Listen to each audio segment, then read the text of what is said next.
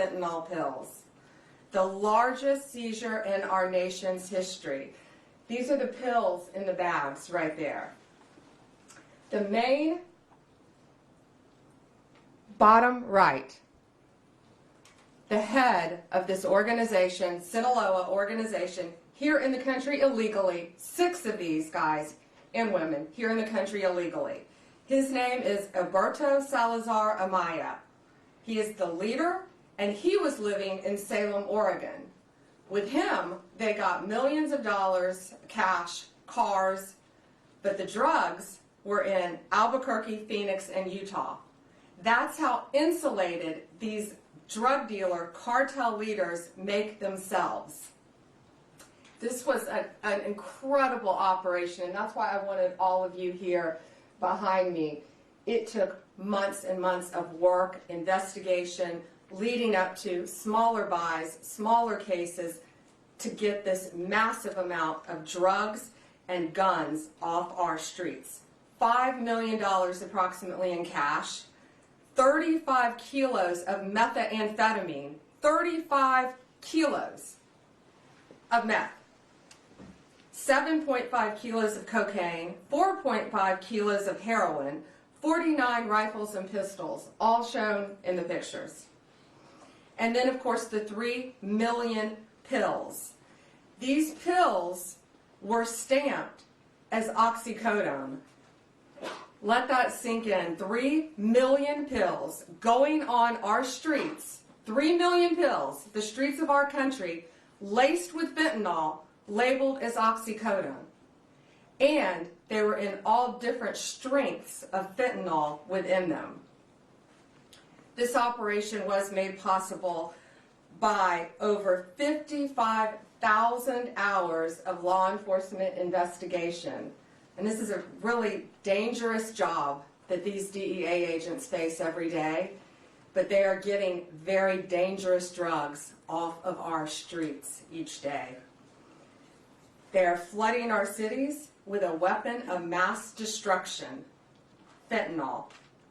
And when we catch you, like all of these individuals, if convicted, we will put you behind bars, there will be no negotiating, and we will lock you up for as long as humanly possible. We will not negotiate with those who are killing our family members, including brothers, sisters, daughters, sons, parents, friends. Everyone in this room, I guarantee you, knows someone who has been afflicted with drug addiction, and many who have known someone who has lost a loved one because of this trash on our streets. The precursors are made in China. It was sent to Mexico and came right in our country. And again, 6 of these individuals were here illegally. That won't shock you. And we're running a massive, massive drug operation. This kind of success doesn't happen without extraordinary leadership. And I want to personally thank my friend, DEA Principal Deputy Administrator Rob Murphy, DEA El Paso Division Chief Agent in Charge Omar Ariello. I'm killing your name, Omar. Omar, okay. And U.S. Attorney, where's Ryan? Ryan Ellison. I also want to thank again the brave men and women of law enforcement. Last week I joined them at a DEA laboratory, and we went there, and it was truly remarkable what we saw, how quickly these cartels can manufacture and make fentanyl powder and put it into these pills. But people need to know, parents need to know, kids need to know, this fentanyl, this bus, these 3 million pills were oxycodone. They put this in Xanax, they put this in Adderall, they put this in Molly, the date drug or the party drug, something called Molly. They put it in cocaine, and they put it in marijuana. And it is to get you so highly addicted that you can't get off it. 75,000 Americans are dying each year because of fentanyl. 75,000. And that's why this is so important today. You've got to spread the word. If you know anyone who is taking any recreational drugs, they need to be extremely careful, because there is a very high likelihood it could be laced with fentanyl. And that's one of the reasons 75,000 Americans are losing their lives each day. It is the #1 cause of death for individuals between 18 and 34 in our country. More seizures are coming, more arrests are coming. I guarantee you that. And these dealers, these sellers, these street-level sellers better look out, because we will not be negotiating with you. We will bring you to justice, and we will not stop until this poison is off of our streets in our country. It is my honor to introduce my friend with DEA, Rob Murphy. Thank you again. Thank you, Attorney General Bondi. Good afternoon.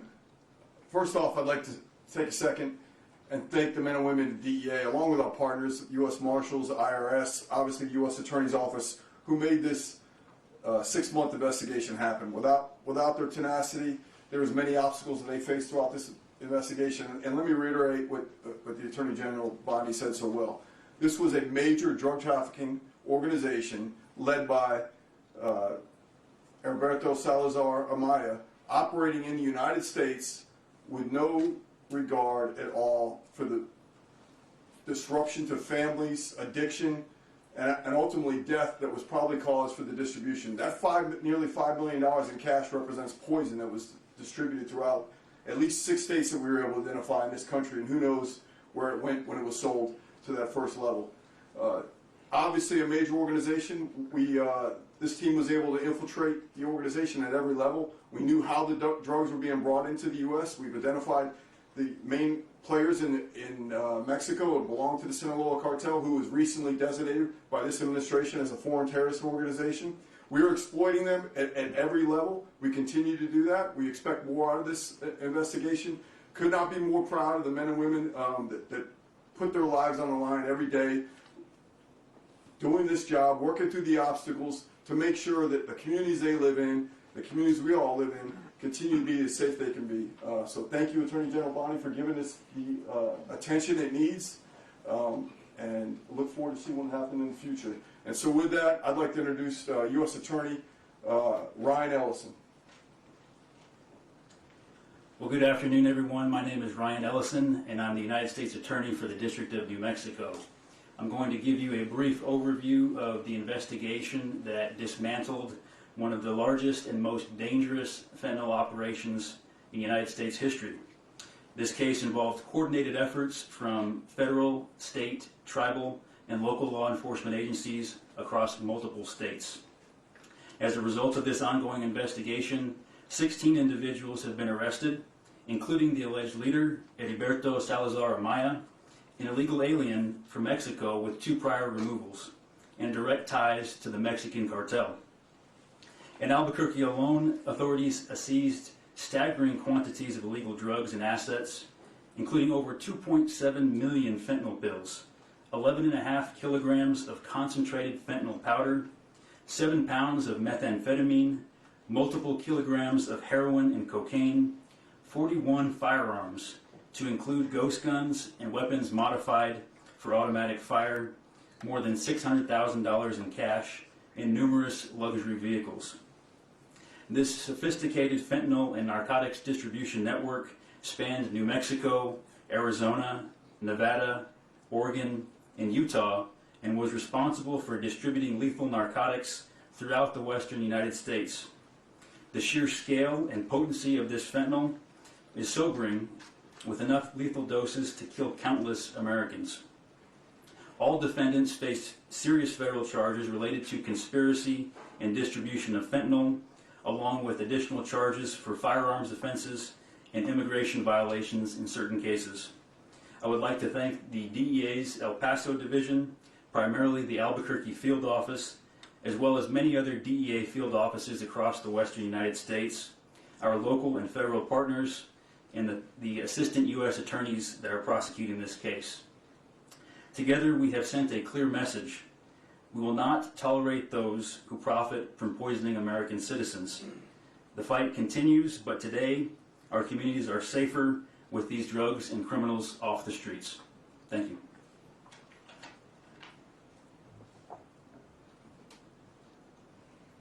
I just want to add one thing, that I was briefed before this by all of the agencies together, and the coordination with the AUSAs and DEA and the law enforcement agencies is truly remarkable. Thank you all. And again, be safe out there every day. They're out there risking their lives every day to save us and keep us safe. So thank you all. I think we're going to take a couple questions, but we are going to remain on topic today because we are here for something so serious. And I had wanted to walk out first and let you all hold this. This is how much fentanyl it takes to kill you. So if you want to come up and look at this after in this vial, you're welcome to. It looks like just a few grains of salt, and this is what it takes to kill you. Okay. Just a reminder, we're staying on topic today. Go ahead. Madam Attorney General, I was wondering if you're seeking to deport the 6 illegal aliens who are here, or to charge them first and then seek to deport them. I know there's been a number of high-profile arrests you guys have made where you've made the decision to just go after deportation versus criminal trafficking. This guy is the leader. He's the #1 guy. And I want them to stay in our prisons as long as possible. I have no desire to send them back to Mexico because they were coming across our border illegally. No longer will they be able to do that. But the amount of drugs, the amount of money, the amount of weapons, most of these individuals, if convicted, will remain in American prisons. Perhaps Alcatraz. Mary Margaret, Daily Wire. Thank you, Attorney General Bondi. Can you give us more information on some of these individuals up there, and can you also share whether you've had any success in getting the Mexican government to help you extradite any of these cartel members? We will be hopefully working with them on one soon. But yes, Mexico has been cooperating in the past. I think we extradited 29 here to our country to face charges. Some of the top cartel members in our nation's history, some of the worst of the worst. And we brought them here. One, in fact, is at the Kiki Camareno, right? The one, I can't think of his name. He killed Raphael, yeah. He killed Kiki Camareno, a DEA agent in the 80s. And Kiki Camareno's widow and son family had been trying to get this guy back since the 80s and could not do it. And President Trump, working hand in hand with Mexico, was able to get him back to this country. And we spoke to Kiki Camareno's widow and son, and they were both in tears. His son is now a judge, and his son had his father's handcuffs and had them engraved. And I think at some point that monster who tortured and murdered his father will be wearing those handcuffs. But he's now in American custody, along with, I think, 28 others that we were able to extradite with President Trump working with Mexico to stop this really reign of terror and this poison coming into our country. I think we have time for one more. Jake. You said that these individuals will not be deported. Can you tell us any specifics on charges and any specifics on the investigation on how this actually went down, how they were captured? So the investigation is ongoing. I can tell you it was a lot of work, a lot of great police work is all I'll say now. But I don't want to really reveal their sources and methods of how they captured and caught these guys. But what I will tell you, the top guy who I keep pointing to, he insulated himself. He was in Oregon. He had no drugs on him, but he was the leader. He had millions of dollars. He had a Mercedes. He had a truck. He had other things, but he did not have any drugs on him because he was the leader. And that's what these cartels do, whether it's Sinaloa, whether it's MS-13, whether it's TDA. The highest leaders insulate themselves. Just like the TDA guy, you may have been with us in Virginia. When we arrested him, not even half an hour away from here, he didn't have any drugs on him either. That's what they do. They live among us. They live in neighborhoods because they are the top level. So what will the charges be on that? Oh, I'm sorry. Multiple, what are the charges, guys? The multiple drug trafficking, conspiracy to traffic, multiple drug charges. But depending on the time, they need to serve their time in an American prison to keep them off the streets. And who knows where they would go next. They're part of one of the largest drug trafficking organizations and one of the most frightening cartels. Alana, last one.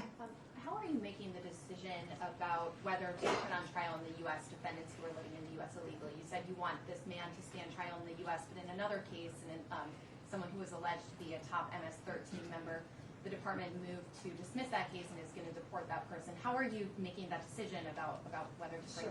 Based on the time that they can receive in prison. These people are all facing substantial charges, maybe that might change down the road, and they all are innocent until proven guilty. If convicted, though, they're facing a substantial amount of time in prison, and there's a very big risk. We all know releasing someone, especially to Mexico, sending them back to Mexico. Who knows? They could attempt to get through our borders, not under Donald Trump, I doubt. But they're also part of a major drug trafficking ring in Mexico. So sending them back to Mexico to continue on with their drug business isn't going to happen under this administration. Thank you guys so much. Thank you all. And if you want to see this, Alana, you may have seen this before, but if you all want to see this, it really puts it in perspective how deadly this stuff is. And that's what I wanted you all to see. Thank you all.